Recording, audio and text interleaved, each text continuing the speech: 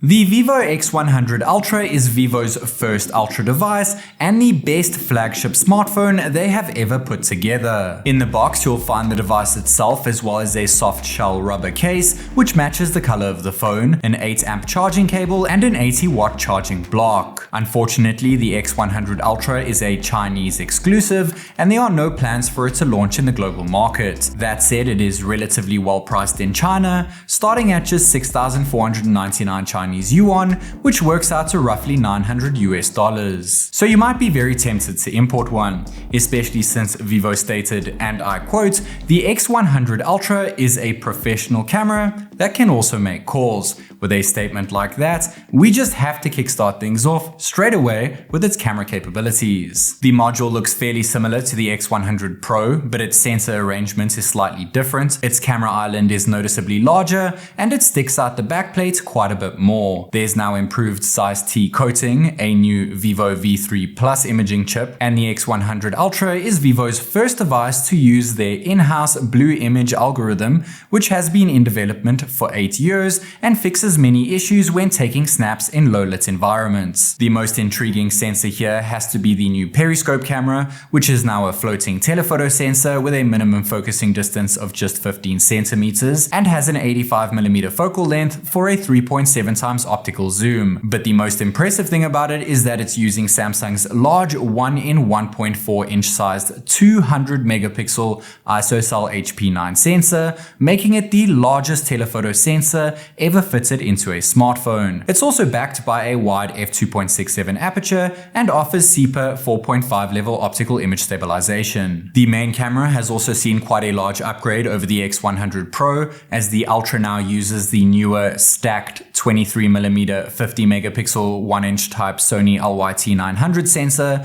with a new lens design, an f1.75 aperture, and gets gimbal stabilization that provides 1.5 degree hardware stabilization and OIS. And lastly, the ultra-wide camera has also been upgraded. It's a half-inch sized 50 megapixel Sony LYT600 sensor with an f2.2 aperture and a 14mm focal length for a 116 degree field of view. And all three of these cameras are treated to 3 different color profiles thanks to their partnership with Zeiss. There's Vivid, which makes colors pop, Textured, which adds more detail and shadows, and Natural, which is more true to life. Since Natural is the only mode here developed by Zeiss and offers a very good natural balance, that's what we'll be sticking to for the rest of these photos. Snapshot mode can be used with the main or periscope and offers incredible zero shutter lag photos. Portrait mode looks absolutely insane whether using the main or periscope with near perfect edge detection. Super macro mode has been taken to another level when using the periscope sensor thanks to its 15cm minimum focusing distance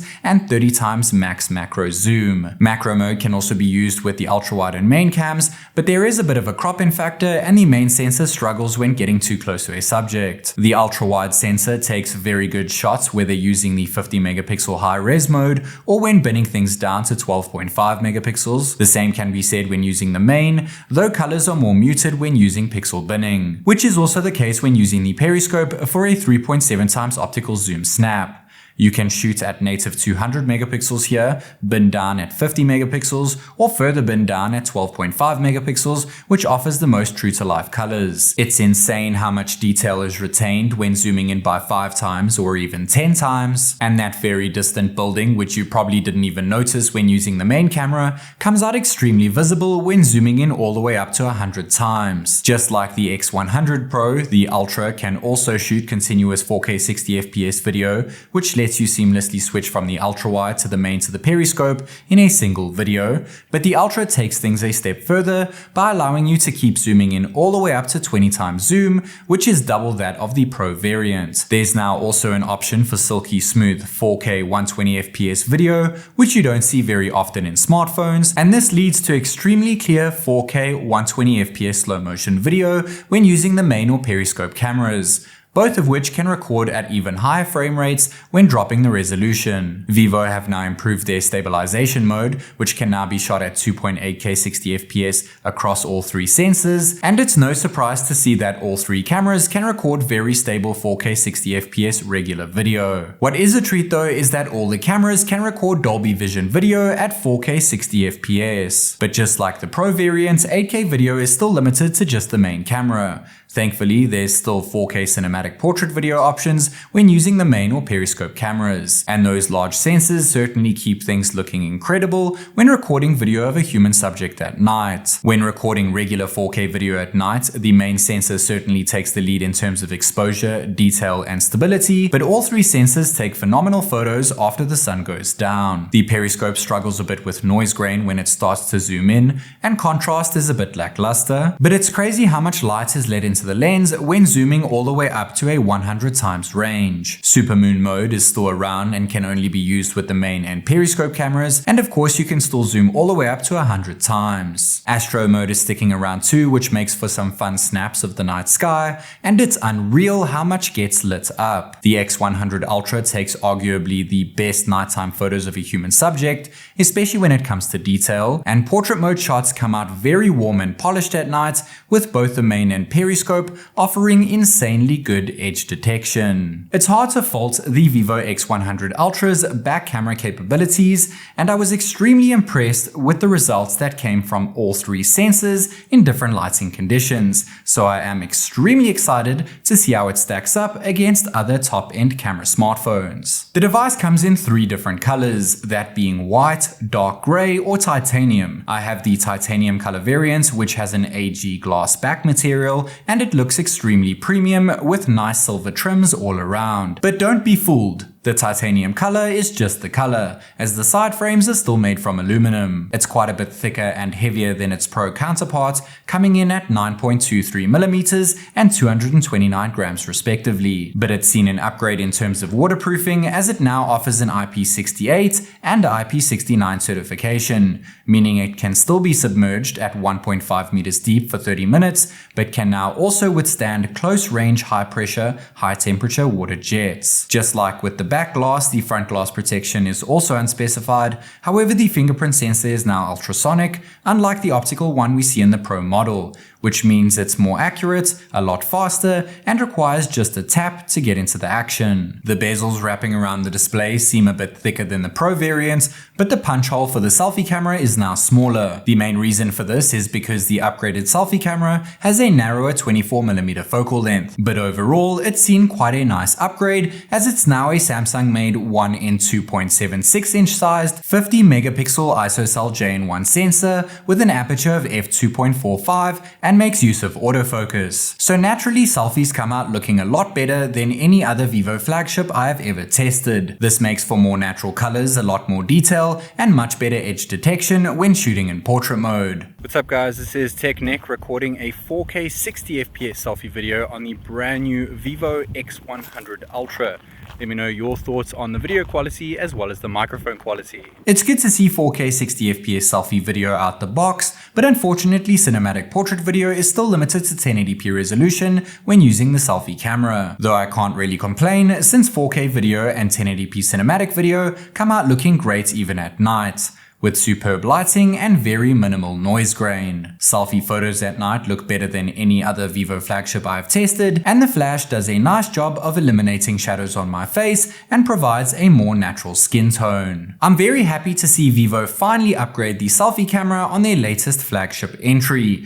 I can't really complain about the results other than the lack of 4K cinematic portrait video. That said, it's time for us to deep dive into that new display. The display is certainly an upgrade over the X100 Pro, but it seems identical when compared to the X90 Pro Plus, which was also a China exclusive. That being a curved 6.78 inch E7 AMOLED screen with a QHD resolution that boasts 517 pixels per inch.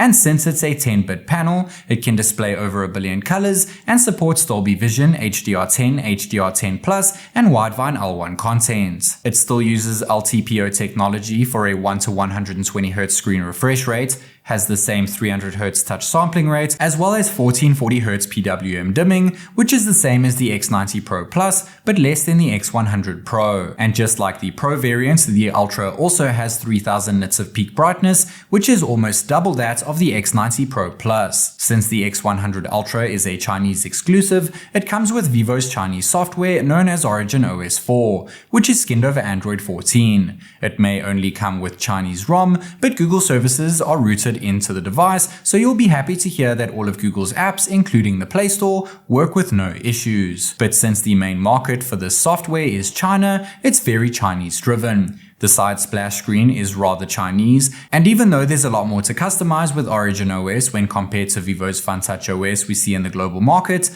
it can be a bit overwhelming at times, and there are certain features that global users just wouldn't find useful. I can't really complain though, since FunTouch OS is starting to look very outdated, so it's certainly nice to try something different. But I would absolutely love it if Vivo took the best from OriginOS and the best from FunTouch OS and created something unique for their global devices. Vivo have opted for a second generation silicon carbon battery this year, so it's no surprise to see its battery capacity be increased all the way up to 5500 mAh, though its charging has taken a bit of a knock since it's now limited to 80W wired and 30W wireless charging speeds. And to keep things cool while charging is a new 3D vapor chamber cooling system with dual layer cooling and rapid freezing mechanisms. This will no doubt also keep other components from getting too hot, which includes up to 1TB of UFS 4.0 storage, up to 16 gigs of LPDDR5X RAM, and of course the 4nm run Snapdragon 8 Gen 3 CPU, which is on par, if not better, than the Dimensity 9300 seen in the X100 Pro. That said, it received the highest AnTuTu score I have ever seen produced from a smartphone, and while its single-core performance outdoes the Dimensity chip, its multi-cores lag slightly behind. GPU benchmarking is much of a muchness between the two chipsets, so naturally we were able to maintain an average of 60 FPS while playing Genshin Impact on maxed out settings, which is a very demanding game to play. And we were able to do this without any frame stutters or overheating thanks to that new cooling system. Next I fired up Real Racing 3 and was a bit disappointed to see the X100 Ultra cap the game's frame rate at 60 FPS, even though the game doesn't limit its frame rate. Nevertheless, we managed another solid 60 FPS on average, but we all know that the Snapdragon 8 Gen 3 can easily play this game at 120 FPS, so I really hope that Vivo address this issue with a future software update. But I was very happy to see that we were able to reach 120 FPS while playing Call of Duty Mobile without any frame limitations and barely any frame drops. Vivo's Ultra smartphone is also packed to the brim in terms of connectivity.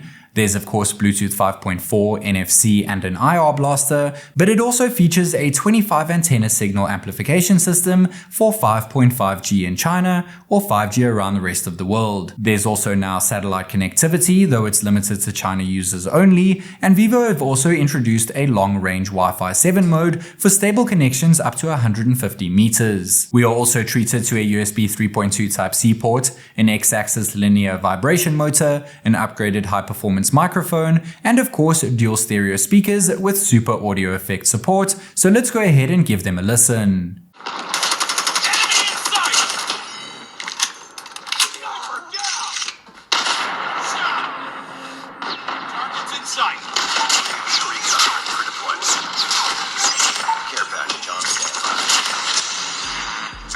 The Vivo X100 Ultra is exactly what you would expect from the best Vivo flagship smartphone ever made.